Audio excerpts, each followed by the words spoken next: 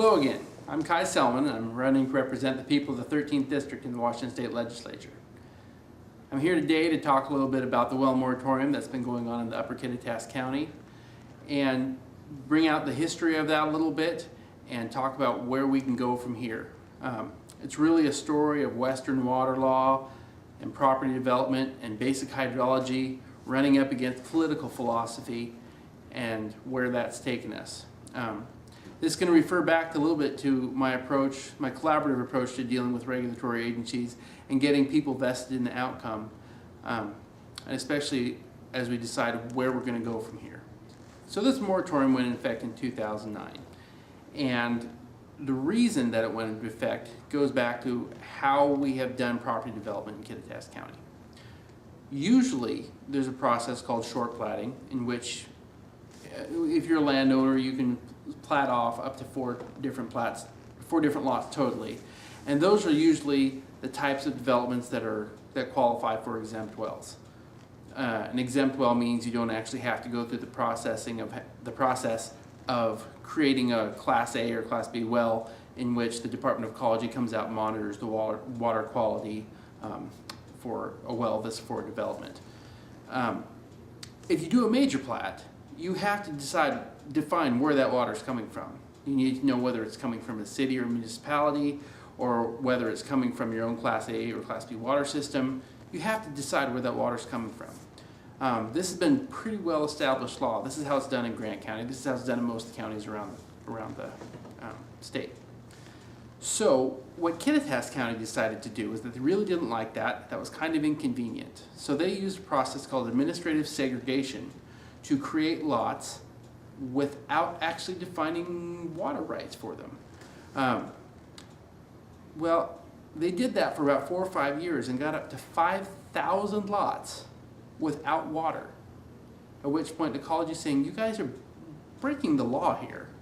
And these lots need to have water systems, or we need to decide where this water is coming from. All 5,000 of these do not qualify for exempt wells.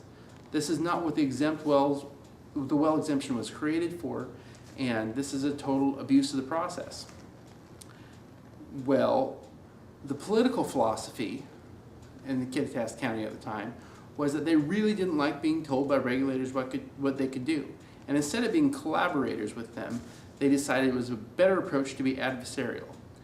And there were words exchanged, and as a result, and the unwillingness to work with the Department of Ecology to resolve all these lots with no water, the Department of Ecology said, fine, we're not going to issue any new permits for exempt permits for well development in Upper Kittitas County, which left a whole lot of people, who had that extra lot or two that it would have made a difference if they were able to build and develop on that, stuck.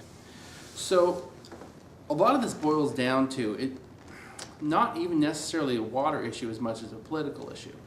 Now, here's why it's not so much a water issue. We don't have a clearly defined idea what the water capacity in the river system at the headwaters is. And the Department of Ecology was concerned on the impact for the people that were downstream. Now, the reason this is most important is because Western water law states that there's a difference between a senior water right holder and a junior water right holder. So the difference between a senior and junior water right kind of depends on when it was issued. Prior to 1905, if you had a water right, that's what qualifies as a senior water right.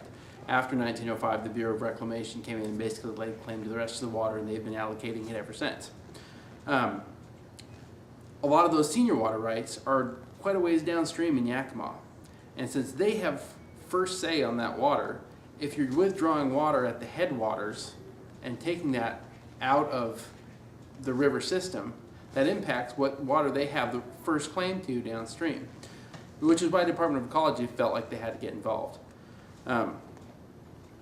When you have 5,000 lots, everybody claiming that they all qualify for an exempt well, when under the platting process, they just flat under the law they don't.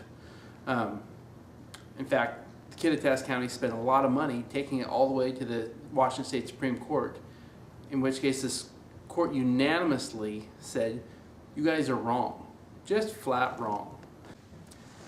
So what would motivate this lack of collaboration? What would make people want to have this be a confrontation instead of something where we figured out how to actually make something work? I think it's pretty clear it's a corrupting influence of money in our political system. When you have a few people financially benefiting, when you have commissioners willing to ignore the law in order to see that those people benefit, and everybody else is one that's left with a tab and is left with not being able to develop their own properties because a few people ruined it for everybody, it's just not fair and it's just not right. So when we go back, we recap, we know that the county commissioners were using an illegal process to subdivide the land. It was so egregious that the Supreme Court said it wasn't even close. To argue their political philosophy, the taxpayers of Kittitas County footed the bill to take a case all the way to the Washington Supreme Court. And they lost on all counts, not even close. And who benefits? Not the people of Kittitas County, not the people of Upper County who now have a well moratorium to boot. So who's responsible? I'll leave that to your own research. So when you drop a well into this system, which is an integrated system, and you bring that water up into the house, almost all that water goes right back down through the drains into the drain field and then re-enters the system into the water system. So you actually have a very low percentage of actual water loss in domestic use. Water that hits the ground has a little bit higher percentage of loss because of evaporation, but much of it that gets drawn into the soil still goes back in that whole river system and is part of that river system all the way down into where the Yakima flows into the Columbia.